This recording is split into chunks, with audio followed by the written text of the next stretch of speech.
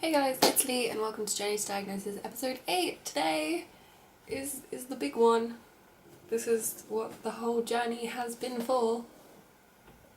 It was towards the diagnosis and it happened. I mean, I'm talking to you a year after it happened, but it happened. And it has changed my life. It has had a big impact on how I now view myself and everything. But still me. I'm still just as broken and dysfunctional as I was before the diagnosis and before I even knew that Ehlers Danlos was a thing that existed. I always ask, so I'm going to ask just before we go any further. Are you all caught up? I will leave the playlist of JTD linked down below. Please go watch the other videos. It might help you if you are new to EDS, need a bit more understanding, just want to watch more videos about a girl with a disability that most people don't know exists. Alright, anyway, here you go. Here's the diagnosis. Good morning. So today is Monday. I've just finished doing a little wrap-up video thing of my Bulgaria trip, and that's what I wanted to talk to you about right now. So, if you didn't know, during February half term, which was the 18th to the 26th, I went to Bulgaria with my dad and his girlfriend, and we went skiing, and it was really fun. We went to a place called Borovets. You can check out my vlogs, I'll leave them linked below, if I've actually edited them and put them online. Shh, I know it took me a year to put my Greece ones up, okay? But because of that trip, I am in agony. Seriously. Like, I just... no. Just no. I feel terrible. I really do. But while I was away, I got a text off my mum saying that the hospital had finally been in contact, and I was supposed to have an appointment in April with the geneticist, but I've actually been given one for tomorrow at 11 AM. So this is Tuesday the 27th, 28th, 26th, 28th, because the 1st is on Wednesday. Okay, cool.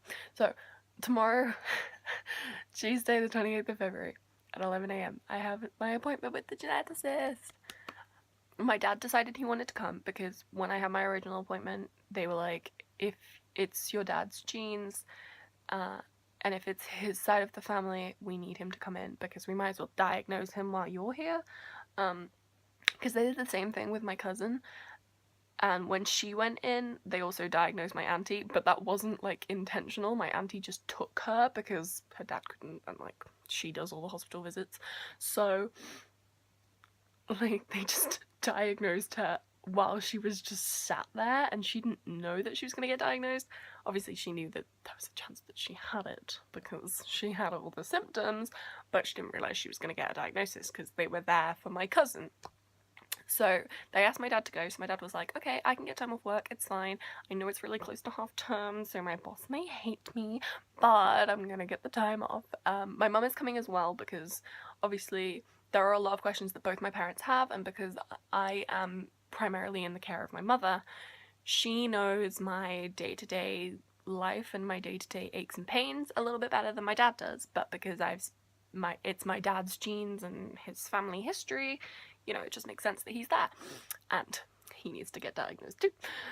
So, well, it doesn't really affect him. The only reason why I kind of want a diagnosis is because applying to my university accommodation has been delayed because I need my diagnosis so I can get a ground floor room. They've reserved me a room, but basically I just need the paperwork so I can go get it. My dad discovered while we were on holiday that his right knee turns into so that's fun.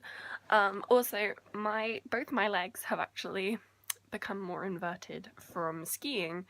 Just the position and the weight that I've been putting on them all week has made them turn in more, which is probably why I'm in so much agony. Also, the combined stress of that and something which happened on my YouTube last night has just sort of thrown me a little bit and caused me to have a nosebleed, which was quite a big one. The last time I had a nosebleed was like 23 meters underwater when I was in Cuba, and yeah, I mean, I did on Wednesday say that I needed to have a nosebleed, so maybe it was just the stress that brought it on a bit quicker, because I can usually tell about a week in advance, and you know, it happened on Sunday, so it's not been a week. I thought saying that, I said I was going to have one about 3 weeks before I did last time, so I don't know. Basically, I'm psychic. I was like nodding off in my bed, and then I suddenly went, I'm going to have a nosebleed, and then it just sort of began. Nice comments, please. You've all been rather nice with EDS so far. I've had some lovely messages with a few of you, so thank you for that. I feel really bad that people are like going through similar things, or sometimes even worse than me, but I guess it's comforting, because even though I know the statistics and I know how many people out there have EDS, and I know how many people have type 3 EDS, it's comforting to actually talk to them and know that they are real human beings who exist, and know that I'm not alone in this. It's not just me and my crazy family who are falling apart on a daily basis. But yeah, I just thought I'd let you know that I'm skiving college today and probably tomorrow too. I'm definitely skiving tomorrow morning. Even though my hospital appointment is, well, I have a free lesson. I've got maths first thing and I really don't want to go, so I'm just going to use that as an excuse. I'm terrible. I'm going to fail all my exams. What am I talking about trying to get into university accommodation? I'm not going to get into university at this rate. Yeah, anyway, I just thought I'd let you know. I'm going to go now. Goodbye.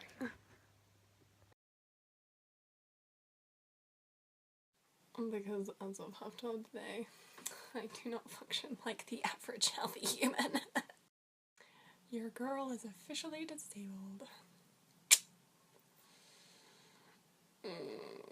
What? There's a video somewhere of me crying about this. Essentially, I thought that I was going crazy. I thought that I was making it all up. It was all in my head. Sometimes I still feel like that. I feel like it is a mental thing. That, I don't know, my body is attention seeking and wants me to listen. Because I'd always be like, I'd go to my mum and I'd be like, oh, my elbow hurts. And then 20 minutes later, Mum, my knee hurts. And she'd be like, alright, calm down. So I'd convinced myself that I was actually going crazy. But apparently not. I had my height, my weight, my measurements taken. I had my skin pulled out.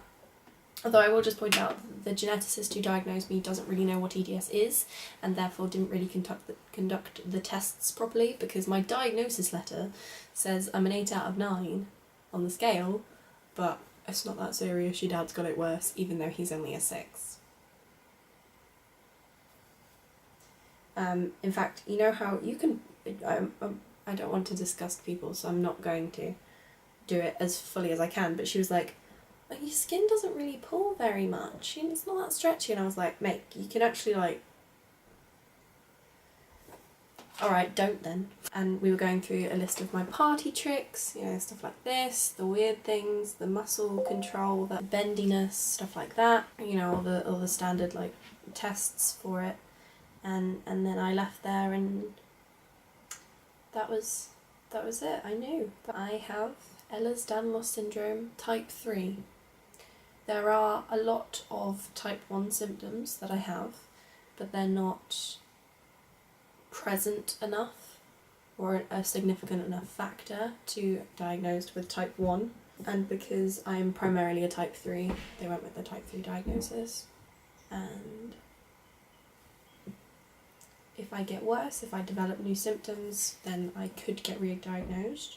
There was discussion on that. Oh, that was fun, wasn't it? That's an enjoyable experience for us all. I will, if I find the video of me crying pre-diagnosis, I will put it up as a little throwback video to this, because it is quite important. And thinking about it, I find it quite funny, but I think it's also very real. Would be a good thing to show you guys that it's not all haha my legs don't work, you know. It's a bit more serious than that.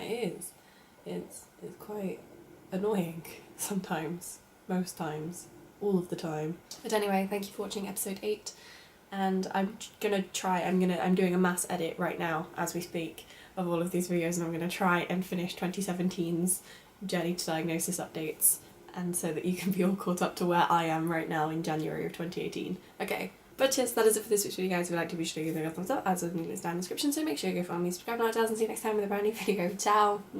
Bye!